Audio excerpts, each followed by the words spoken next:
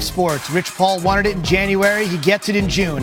The Pelicans have agreed to trade Anthony Davis to the Lakers for Lonzo Ball, Brandon Ingram, Josh Hart, and 3 first-round picks. The NBA draft is this Thursday on ESPN. That includes the number 4 overall pick, which the Lakers got on lottery night.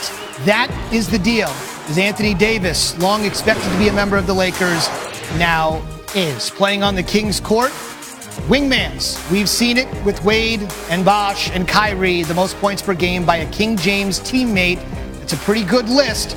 Anthony Davis has outproduced all of them if you take a look at his scoring content in 2018, 2019. And he and LeBron are now forming the new nucleus of the Lakers, and who knows who is to come. TBA, July 1. Nobody has more access to the league superstars than Rachel Nichols. You saw that throughout the NBA Finals, something that LeBron, though Davis, has yet to participate in. Rachel, the deal is now basically done. The ink will be dry once we can get to July 1 and the new league year and all of that. Your initial impression on the Lakers adding Davis to pair with LeBron? Well, this feels like a really good deal for both sides. I think the earliest it can be completed is July 6th, although there's some wiggle room after that about when they complete the deal, and it'll just kind of depend on when that becomes advantageous, again, for both sides to kind of where they will end up having cap room at what time of the year. But it's done in terms of an agreement, and it's a great haul for the Pelicans and David Griffin, and this is what he was hired for. Basically, his pitch to get this job is, I can get you a team where you are not going to be decimated from trading your superstar away. This is an incredibly promising young core they have. Of course, the luck of getting Zion Williamson is huge for them, and they will be able to build upon that and really be sort of a budding young force in the Western Conference. But of course, the bigger fish is going on out in LA. LeBron James needed another big player to maximize his final years of sort of this last third stretch of his career. And it didn't look like they were going to get one of the top level guys in free agency. And so this was really the move for the Lakers. And frankly, because LeBron James is a diminishing asset, because he is a human being who ages, and we saw this year, you get more likely to get hurt as you get older. You can play a little bit less tenacious defense as you get older. None of this is a knock on LeBron. He is just, in fact, human. The longer they waited to acquire a huge superstar to play alongside him, the less they would get out of him. So the fact that he almost basically wasted his first year with them, now he's got a year where he's going to be turning 35, but having Anthony Davis should juice up that remaining years on LeBron's contract with the Lakers. And Los Angeles is one of the places that Anthony Davis has said, I would like to sign a long-term deal with. So it's not in the bank. He is going to come here and not be obligated to the Lakers for more than that 1 year. He can't sign an extension with the Lakers for the first 6 months against league rules. And his agent, Rich Paul, has said he doesn't intend to sign anything until the following summer. So they'll see how it works. But the reason the Lakers gave up so much is they have at least reasonable assurances from Anthony Davis and his side of the fence that he will sign a long-term deal here. And it not only, as I said, maximizes those final years of LeBron's contract with them, it maximizes and sustains the Lakers because he is young and he is going to be able to be their core as LeBron ages out if he continues to stay here and likes it in Los Angeles. The Lakers are coming off a 37-45 season, the wasted first year of LeBron, as you called it. I know you do your show, The Jump, essentially across the street from the Staples Center where the Lakers play. The Lakers obviously were humiliated all this year, inside, outside the organization, the drama, the incompetence. This one move today, Rachel, takes the Lakers from where they were to? Look, we'll have to see. I mean, if this year's NBA Finals taught us anything, it's that trying to predict 9, 10, 11 months in advance what's going to happen is foolish, and it's not that fun, right? Pretending we all know how this is going to work out, I don't get it. I don't know why everyone's in such a rush to do it. The thing I love about sports is that we don't know what's going to happen, that the underdog can win, that circumstances are going to change and then change again, and it's going to be a wild ride. So that is the one thing I will predict, that I expect it to be a bit of a wild ride. There's going to be an adjustment period with Anthony Davis. There's going to be an adjustment period with the young core that is now going over to the Pelicans. There could be injuries that change the whole game. I do know that the West is a whole lot more open than it's been for the last 4 or 5 years.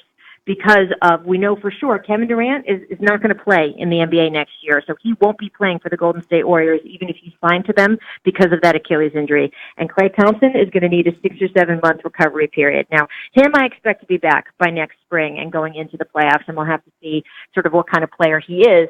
I think that Klay Thompson is made of vibranium, so I think he'll be fine by the playoffs next year, but will be a definitely diminished team than what we've seen for the last 4 or 5 years. And that opens the door up in the West. I wouldn't count the Golden State Warriors out, right? I mean, they still have Steph Curry. Sure. But it's definitely a much more open scene. We still have to see where the Kawhi Leonard domino is going to fall, too, before we can predict what does this mean for the Lakers, because Kawhi Leonard comes to the Clippers. As we've seen, you just need Kawhi and a bunch of other good guys. You don't need some other big superstar to win an NBA title. That's now been proven as recently as this week. It's fascinating, Rachel. I know you're going to be on top of it from the jump from this moment on. We got about 2 weeks to go until free agency. The draft is this Zubin, Thursday. I'm going to interrupt you just for one quick thing. Sure. I would say to you and to everyone who is listening right now, I heard you guys in the intro say, hey, Rich Paul got his what he was asking for.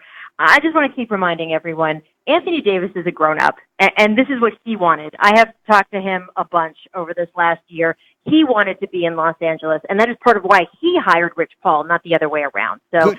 Anthony is the one who has a house here. He's got a young kid that he would like to raise in California, and we should just give him that agency because this was his decision. Fair enough. He's a 27-year-old man who made that decision. Great piece, by the way, cover story, Rich Paul in Sports Illustrated, if you want to know more. If you want to know more, The Jump is the place to be every weekday afternoon. Rach, it's going to be a wild ride.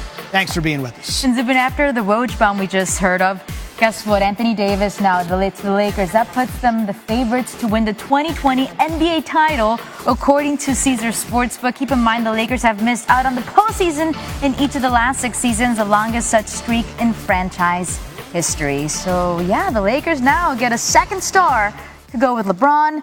I mean, something's got to give with the scoring, huh? No doubt. And for the Pelicans, not to be undone, Zion, Holiday, Ball, Ingram, Hart, and 3 other studs to come. Speaking of studs, the best of college baseball, the College World Series, is up next. Day 1 turns to night 1 in Omaha.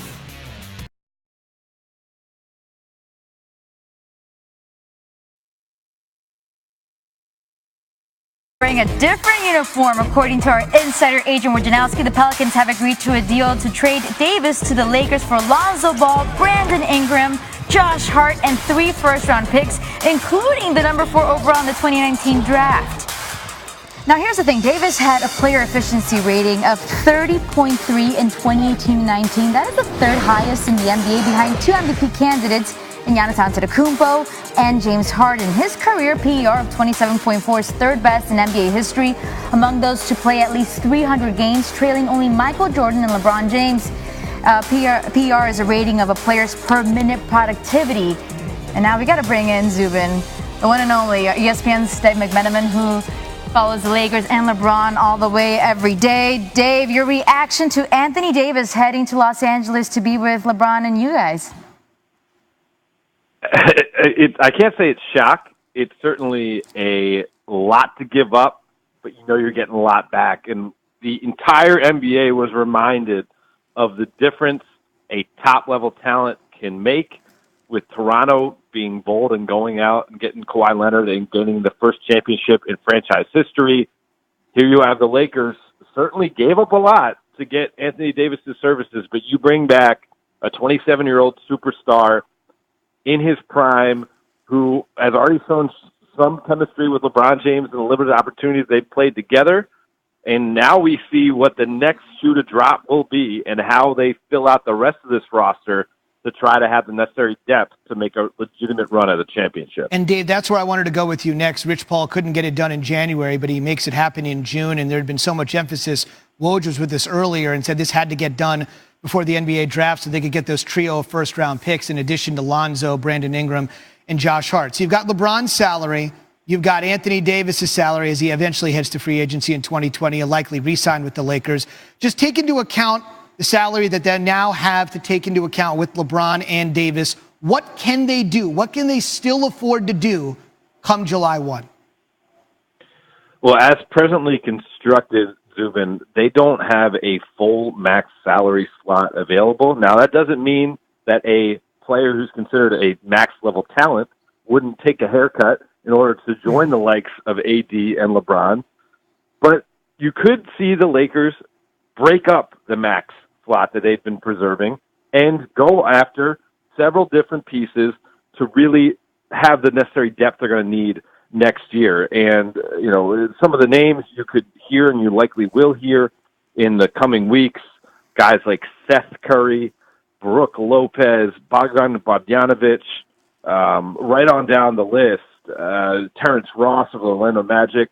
They are going to need to not just have a two-man team. I mean, what you saw out of the Golden State Warriors, what a fantastic collection of talent, but if one of your top-tier guys goes down, you're really at a disadvantage. And so, you could just see LeBron and Anthony Davis as the major stars on that team. Obviously, Kyle Kuzma, retaining him will allow them to have a young up-and-coming scorer with that roster.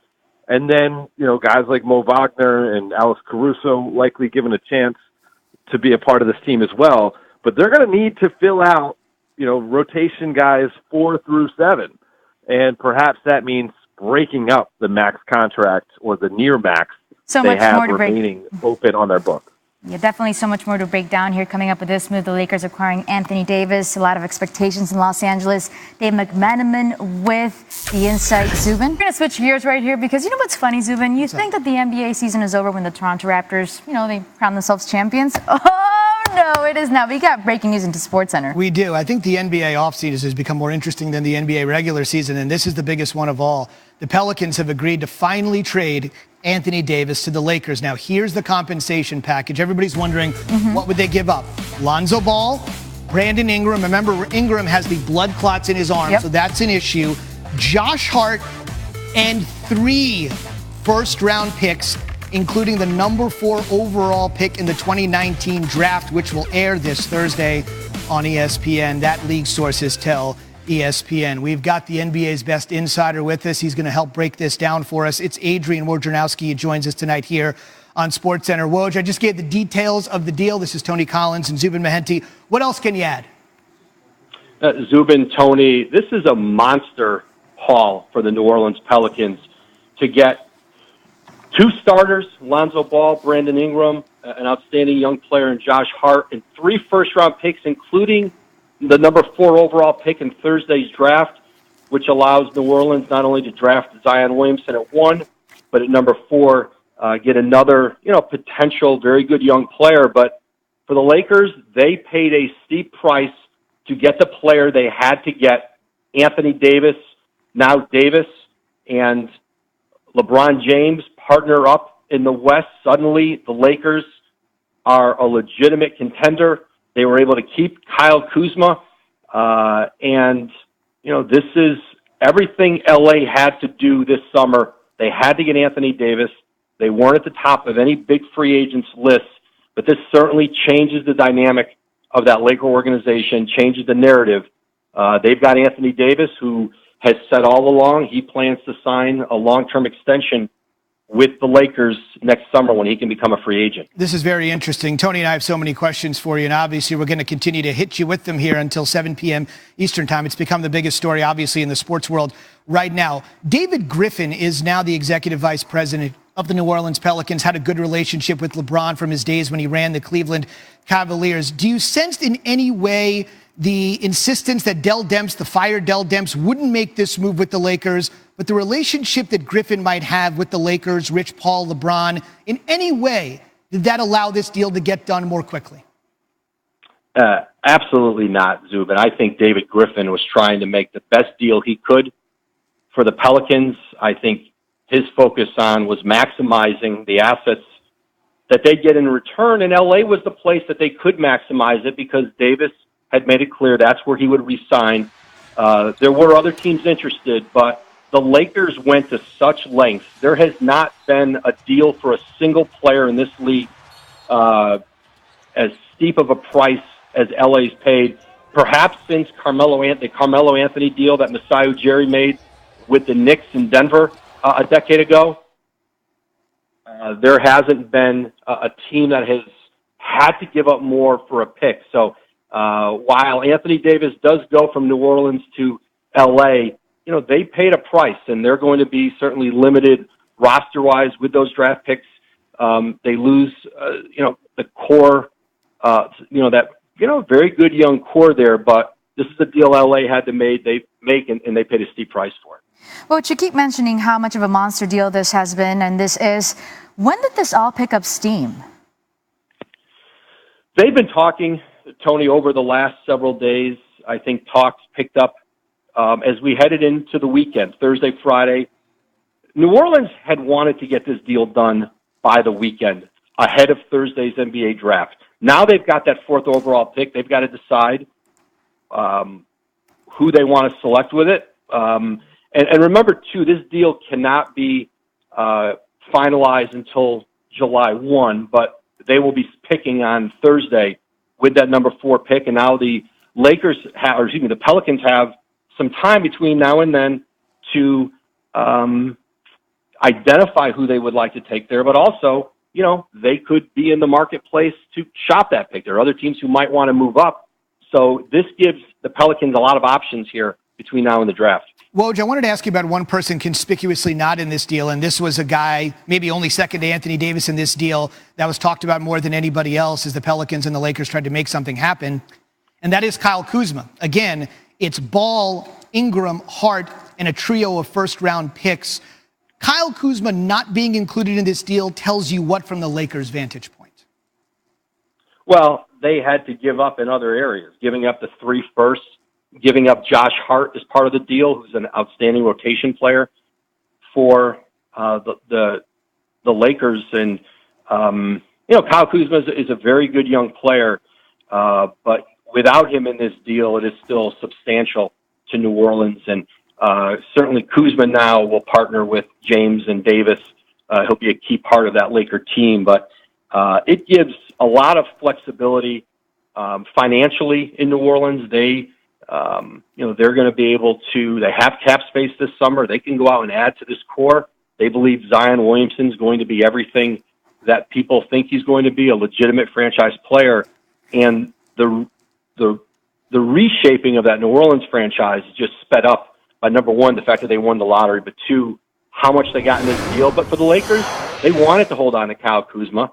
That was important to them. They did, and certainly he's a player that can help them win now, but they gave up plenty else. Woj, thank you very much. I know you're constantly working the phones looking for more details on this. We'll continue to follow it here on SportsCenter. It's the biggest story in the NBA. Anthony Davis has finally been traded